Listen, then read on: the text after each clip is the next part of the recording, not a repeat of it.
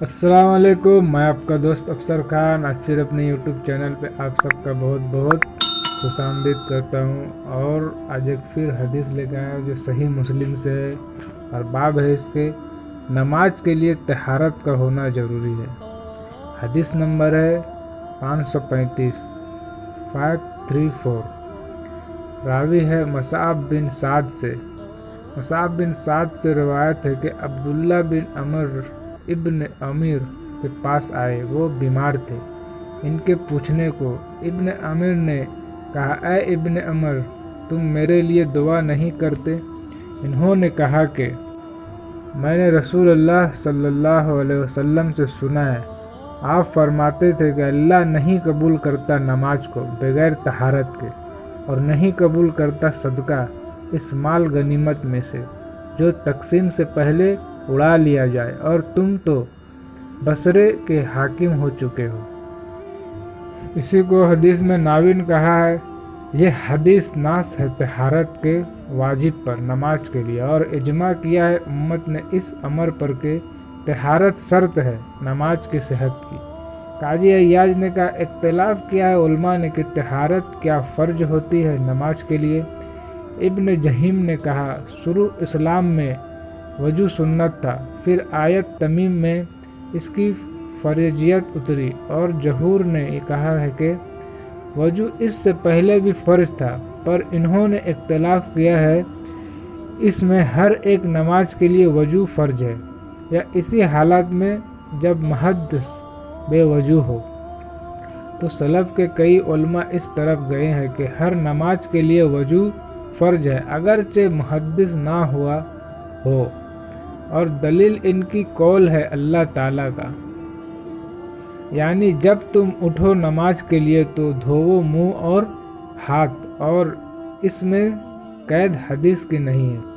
اور ایک جماعت کا قول یہ ہے کہ اول اسلام میں ایسا ہی حکم تھا، پھر منسوخ ہو گیا، اور بعضوں نے کہا کہ یہ حکم استبان ہے نہ وجوبان، اور بعضوں کے نزدیک وضو اسی وقت مشروع ہوا تھا جب آدمی محدث ہوا، البتہ تازہ وضو کرنا ہر ایک نماز کے لیے مستحب ہے۔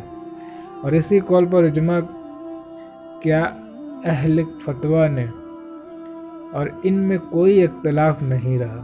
اور یہ آیت مذکور میں محدثین کا لفظ مقدر ہے، یعنی جب اٹھو تم نماز کے لیے حدث کی حالت میں۔ تمام ہوا کلام قاضی کا۔ ہمارے اصحاب نے اختلاف کیا ہے اس میں کہ وضو کے واجب ہونے کی حالت کیا ہے۔ بعضوں نے کہا وضو واجب ہو جاتا ہے حدیث سے، اور بعضوں نے کہا واجب نہیں ہوتا جب تک نماز کے لیے نہ اٹھے، اور بعضوں نے کہا دونوں امروں سے واجب ہو جاتا ہے، اور ہمارے اصحاب کے نزدیک یہی رائج ہے۔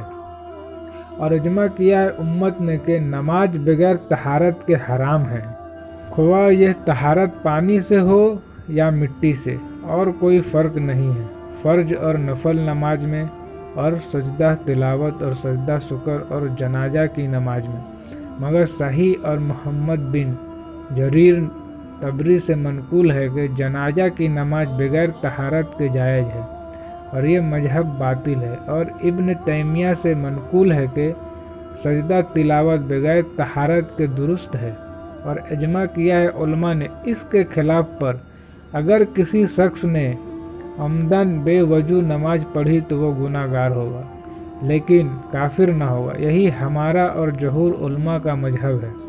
اور امام ابو حنیفہ سے منقول ہے کہ وہ کافر ہو جائے گا اس لیے کہ اس نے دین کے ساتھ ٹھٹھا کیا، اور ہماری دلیل یہ ہے کہ کافر نہیں ہوتا مگر اعتقاد سے، اور اس مسئلے کے اعتقاد تو صحیح ہے یہی جبکہ اس مسئلے کو کوئی عذر نہ ہو۔ اگر عذر ہو مثلا پانی نہ ملے نہ مٹی، تو اس میں امام شافعی کے 4 قول ہے، اور ایک قول کی طرف علماء گئے ہیں۔ سب سے زیادہ صحیح قول یہ ہے کہ نماز پڑھ لے بغیر طہارت کے، پھر جب طہارت ممکن ہو تو نماز کا ادا کرے۔ دوسرا قول یہ ہے کہ نماز نہ پڑھے، اور جب طہارت ممکن ہو اس وقت قضا پڑھ لے۔ तीसरा कौल ये है कि नमाज पढ़ लेना मुस्तहब है लेकिन कज़ा वाजिब है। चौथा कौल ये है कि नमाज पढ़ ले और कज़ा वाजिब नहीं, और इसी कौल को माजनी ने इख्तियार किया है, और ये हज़ारे दलील सब कौलों में कौवी है, इसलिए कि नमाज का वाजिब होना तो हदीस से साबित है। आपने फरमाया, जब मैं तुमको किसी काम का हुक्म करूँ तो उसको बजा लाओ जहाँ तक तुमसे हो सके, और आदाह के लिए कोई नया अमर चाहे और वो मौजूद नहीं। नावी माँ ज़्यादा और माल गनीमत में से सदका कबूल नहीं होता, इस वजह से कि गनीमत के माल में से ज़रूर तुमने चोरी की होगी या अल्लाह ताला और बंदों के हकूक़ तुम पर होंगे। फिर ऐसे शख्स के लिए दुआ का क्या फ़ायदा।